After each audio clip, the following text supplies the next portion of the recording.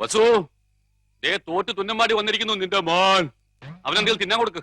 എന്തെങ്കിലും പോരാ, സ്വപ്പ കനമായിട്ട് തന്നെ വേണം. എന്നാ അമ്മികലത്ത് ഒഴുകിക്കോ. അതും മതിയാവൂന്ന് തോന്നുന്നില്ല. പൊരിഞ്ഞ ഓ പോരാട്ടമല്ലായിരുന്നു. ഓ. എന്നിട്ടാണോ നീ തോറ്റത്? അവസാന ശ്വാസം വരെ പോരാടി തോക്കുന്ന ജയിച്ചേന് തുല്യമാണ് അമ്മേ. അരശിമുട്ട് കുടുംബ തൈപ്പറമ്പുകാരോടാണ് തോറ്റത്. ഞാൻ വിക്ടറിക്കാരോട് മത്സരിച്ച ധീരമായിട്ട് തോറ്റത്, അല്ലാതെ തൈപ്പറമ്പുകാരോടല്ല. ആഹാ, ആ വിക്ടറിയുടെ ക്യാപ്റ്റൻ അശോകൻ എവിടത്തെയാണെന്നോ എന്റെ വിചാരം. എന്റെ ഭഗവാനെ, എന്റെ അനിയത്ത് സുമതിയുടെ മുഖത്ത് ഞാൻ ഇനി എങ്ങനെ നോക്കും? സുമതി കുഞ്ഞമ്മ ഗോഷ്ടി കാണിച്ചോണ്ടിരിക്കാണോ നോക്കാണ്ടിരിക്കാൻ? അമ്മ ധൈര്യമായിട്ട് നോക്കുന്നേ.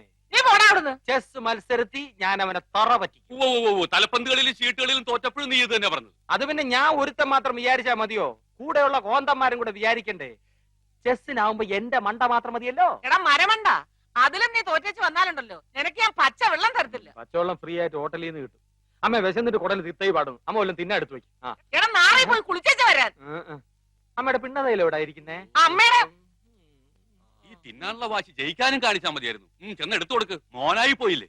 എന്തോന്നാ മോനായി പോയില്ലേ? മോനാ?